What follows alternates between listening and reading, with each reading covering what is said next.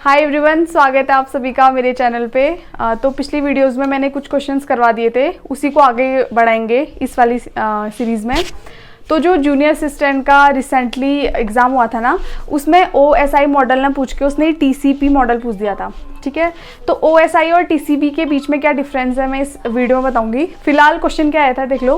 Question था कि TCP/IP reference model की 4 परतें क्या हैं, ये था क्वेश्चन। और बट मैंने तो आपको OSI मॉडल की पढ़ाई है ना। OSI मॉडल का फुल फॉर्म क्या है? Open system interconnection. ठीक है, OSI मॉडल होता क्या है? जब दो कंप्यूटर आपस में कम्युनिकेट करते हैं तो जिस रूल का वो फॉलो करते हैं, जो प्रोटोकॉल्स फॉलो करने पड़ते हैं, उन प्रोटोकॉल्स की थ्योरेटिकल थ्योरी थी OSI मॉडल। और OSI मॉडल की कितनी परतें थी? 7। ये मैंने पढ़ा दिया था। जैसे पहली है एप्लीकेशन, दूसरी है प्रेजेंटेशन लेयर, फिर सेशन लेयर, फिर transport layer, then network layer, data link layer और फिजिकल लेयर। ये सब पुरानी वीडियोज़ में मैंने पढ़ा दिया था। अब जब आप कोई चीज़ प्रैक्टिकल करते हो ना, मतलब थ्योरी और प्रैक्टिकल के बीच में बहुत अंतर होता है। जैसे आपने कोई थ्योरी पढ़ी, ठीक है, अब आप उसका प्रैक्टिकल कर रहे हो, तो ऑब्वियसली सी बात है आप थ्योरी वाला पोर्शन होता है ना, उसको हटा देते हो और प्रैक्टिकल में जो सिर्फ प्रैक्टिकल वाली चीज़ें होती है वो करते हो। ऐसे ही ये तो सिर्फ एक थ्योरी है ना OSI, तो थ्योरी में तो कितनी चीज़ें हो सकती हैं। तो थ्योरी में से मेन चीज़ों को करना ही TCP है। ठीक है, TCP का फुल फॉर्म क्या है? Transmission control protocol. और TCP क्या है? एक प्रैक्टिकल थ्योरी है, मतलब जो प्रैक्टिकल रूप में हम करते हैं। ये क्या था? थ्योरेटिकल था। तो फिर अब जैसे इसकी 7 परतें होती हैं, वैसे TCP की 4 परतें होती हैं। किसी किसी बुक्स में 5 परतें भी लिखा गया है। अब जो 4 परतें हैं वो मैंने यहाँ पे लिख दी हैं। जैसे अब इससे आपको ये वाली परतें याद करनी है। ठीक है, इसकी एप्लीकेशन लेयर था ना, एप्लीकेशन लेयर, प्रेजेंटेशन लेयर और सेशन लेयर, इन तीनों को मिला के ही ऐसी लेयर बनती है एप्लीकेशन लेयर।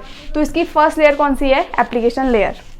ऐसे ही इसमें चौथे नंबर पे कौन था? Transport layer. तो ये लेयर सिर्फ एज इट इज ही रहेगी यहाँ पे ट्रांसपोर्ट लेयर के रूप में। इसके बाद वाली लेयर है नेटवर्क लेयर, और नेटवर्क लेयर को यहाँ पर इसका नाम बदल देते हैं, इसका नाम हो जाता है इंटरनेट लेयर। ऐसे ही बाद में डाटा लिंक लेयर और फिजिकल लेयर, इन दोनों का नाम भी कंबाइंड होकर इसमें एक ही चीज़ बन जाती है, जो है नेटवर्क लेयर। अब जो एग्जाम में क्वेश्चन आया था वो ऐसा ही था कि ट्रांसमिशन कंट्रोल प्रोटोकॉल यानी TCP की 4 लेयर को बताओ, ये था। और इसका ऑप्शन था, ऑप्शन A राइट आंसर था। तो ऑप्शन A में क्या था? एप्लीकेशन, जो कि मैंने लिख दिया यहाँ पे, और उसके बाद होस्ट टू होस्ट। अच्छा, जो ट्रांसपोर्ट लेयर होती है ना, उसको इसमें होस्ट टू होस्ट लेयर भी बोलते हैं। तो दूसरी लेयर होगी होस्ट टू होस्ट लेयर, और तीसरी इंटरनेट लेयर, और चौथी नेटवर्क लेयर। ठीक है, दोनों एक ही चीज़ है, दोनों में कोई डिफरेंस नहीं है। दोनों का काम है कि एक थ्योरी देना, किस चीज़ के लिए? ताकि नेटवर्क एक जगह से दूसरी जगह चल जाए। जो मतलब कोई ना कोई नियम का तो फॉलो हमें करना पड़ेगा ना, तभी तो हम अपने फ़ोन से कहीं और मैसेज भेजेंगे। तो दोनों चीज़ें एक ही हैं, बट इसमें थोड़ा काम कम हो जाता है। तो ये वाला क्वेश्चन आई होप आपको समझ में आ गया होगा। अब मूव करते हैं सेकंड क्वेश्चन की तरफ। तो एग्जाम में आया था कि निम्न में से एंटीवायरस कौन कौन से हैं। मैं आपको सारे के सारे एंटीवायरस यहाँ पे लिखा देती हूँ, आप कुछ अपने नोट से इधर उधर से भी ऐड करते रहना टाइम टू टाइम। तो मैं बताती हूँ नेक्स्ट क्वेश्चन।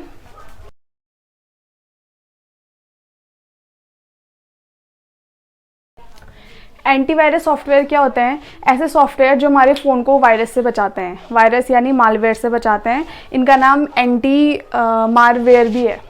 तो मैं आपको कुछ इसके एग्जाम्पल करवा देती हूँ, आप उसको अपनी कॉपी में एज इट इज नोट कर लेना।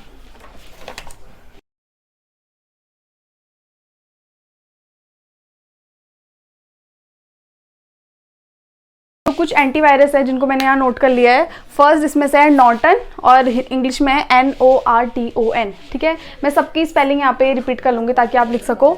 दूसरा है क्विक हील, तीसरा है MRT। ये टोटली फ्री ऑफ कॉस्ट है, आपके अगर विंडोज़ की वो है ना ऑपरेटिंग सिस्टम, तो उसके लिए फ्री है MRT। और नेक्स्ट है मैकेफी, MCAFEE। उसके बाद है कैस्पर्सकाई, CASPERSKY। उसके बाद है AVG। नेक्स्ट है अवस्ट, AVAST। तो इतने एंटीवायरसेस हैं जो कि आपके फ़ोन को हैंग या किसी वायरस के आने से बचाएंगे। ये आपने नोट कर लिए होंगे। इसके बाद अगला क्वेश्चन पूछा गया था, आपको एग्जाम में ना एक URL दिया गया था, और उसमें आपको बताना था कि डोमेन नेम क्या है। तो सबसे पहले समझ लेते हैं कि URL होता क्या है।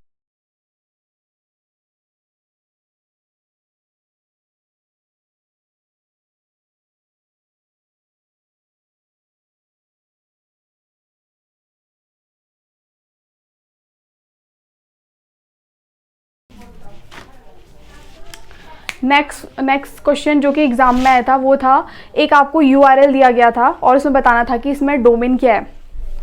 तो सबसे पहले URL क्या है, इसको आपको पता होना ज़रूरी है। URL इसका फुल फॉर्म होता है यूनिफॉर्म रिसोर्स लोकेटर।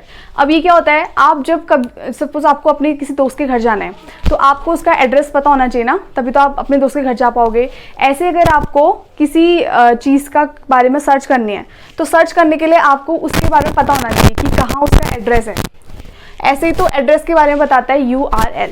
ओके, तो URL सपोज आपको गूगल सर्च करना है, गूगल में कुछ चीज़, तो उसका URL गूगल हो जाएगा। या आपने UKPSC के अगर साइट में जाते हैं तो वहाँ पे www.pcs.uk.government.in ये है ना उसकी साइट, तो ये क्या है उसका URL है। आप इसको टाइप करेंगे तब जाके आपको वहाँ के बारे में क्या मिलेगी, जानकारी मिलेगी या सूचनाएं मिलेंगी। तो फिर URL क्या होता है बताओ, ये क्या होता है, एड्रेस। मतलब इसके जरिए हम, मतलब ये एक एड्रेस है एक तरीके से कह सकते हैं।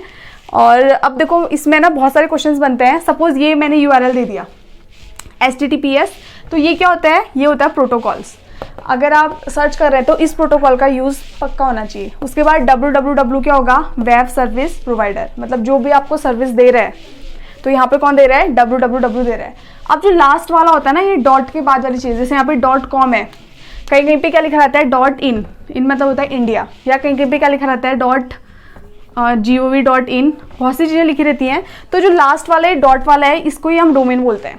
ओके, तो आई थिंक आपको डोमेन वाला भी आज आगे होगा समझ में। अगर आपको आज के बाद कोई भी URL दिया गया हो तो आप डोमेन बता सकते हैं URL के बाद। तो URL क्या होता है, किसी भी वेबसाइट का एक एड्रेस होता है। ओके, तो आपको आ गया होगा आप URL समझ में। इसके बाद नेक्स्ट क्वेश्चन की तरफ बढ़ते हैं। अगला क्वेश्चन था, एग्जाम में आया था कि राउटर किस प्रकार की युक्ति है।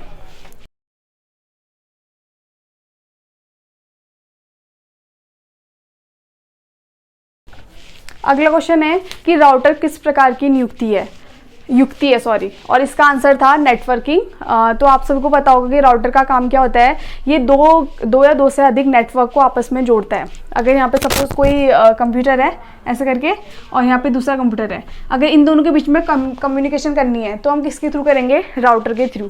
और कम्युनिकेशन होती कैसी है, मैंने आपको पिछले वीडियो में बताया था, छोटे छोटे पैकेट्स के रूप में। तो यहाँ पर से सपोज पैकेट्स के रूप में इन्फॉर्मेशन जा रही है, तो बीच में इनको इन्फॉर्मेशन को एक दूसरे को देने का काम कौन करेगा, ये कौन करेगा, राउटर। ये वाला क्वेश्चन आपको आगे होगा समझ में। फिर ऐसे ही राउटर की तरह एक मॉडेम भी होता है, मॉडेम, ठीक है, इसको भी नोट कर लो। मॉडेम का फुल फॉर्म क्या होता है, मॉड्यूलेटर डीमॉड्यूलेटर। MO मतलब होता है मॉड्यूलेटर और डैम मतलब होता है डीमॉड्यूलेटर। इसके बाद जो नेक्स्ट क्वेश्चन एग्जाम में आया हुआ था वो था, जिस इंटरनेट सुविधा से दूरस्थ कंप्यूटर में लॉग ऑन कर सकते हैं। तो इसमें 4 ऑप्शन थे, इसका राइट आंसर था टेलनेट। ठीक है, टेलनेट ऐसा होता है कि आप दूर के कंप्यूटर से ही, मतलब उसके पास में भी नहीं हो, फिर भी वहाँ आप लॉग ऑन कर सकते हैं।